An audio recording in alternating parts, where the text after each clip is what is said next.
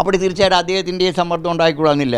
ഷംസീറിൻ്റെ ഭാര്യയെ പിരിച്ചുവിടുക, എൻ്റെ ഭാര്യയ്ക്ക് ജോലി കൊടുക്കുകയും മറ്റൊരാളുടെ നേതാവിൻ്റെ ഭാര്യ പുറത്തു പോവുകയും ചെയ്യുന്നത് ഒരിക്കലും CPM-ന് രാകേഷിന് സഹിക്കാൻ കഴിയില്ല. അതുകൊണ്ടായിരിക്കാം ഇത്തരത്തിലൊരു തീരുമാനമെടുത്തത്. ആ തീരുമാനത്തിനെയാണ് നമ്മൾ ചോദ്യം ചെയ്യുന്നത്. ഇത് പിന്നെ CPM-ന് ഷംസീറിൻ്റെ ഭാര്യയെ പിരിച്ചുവിടണമെന്ന് പറയാനായിട്ട് CPM-നോ CPM-ൻ്റെ പാർട്ടിക്കോ പറ്റില്ല. കാരണം നേതാക്കന്മാരുടെ ഭാര്യമാർ മുഴുവനും എല്ലാ സർവകലാശാലയും കയറിയിരിക്കുക.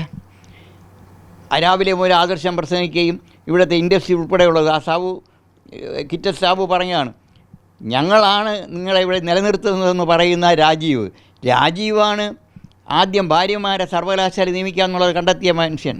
അദ്ദേഹത്തിൻ്റെ ഭാര്യ വാണി കേസരിയെ കുസാറ്റ് നിയമിച്ചു. അത് കഴിഞ്ഞപ്പോൾ PK ബിജു അദ്ദേഹത്തിൻ്റെ ഭാര്യ വിജിയെ കേരള സർവകലാശാല നിയമിച്ചു.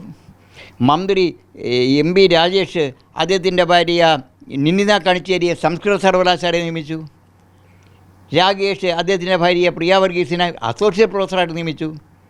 ഇനിയിപ്പോൾ ചെറുപ്പക്കാരിൽ ഞാൻ മനസ്സിലാക്കിയിടത്തോളം സ്വരാജ് മാത്രമേ ഉള്ളൂ ആ ശ്രേണിയിൽ ഇനി ഭാര്യയ്ക്ക് ജോലി കിട്ടാനുള്ളത്.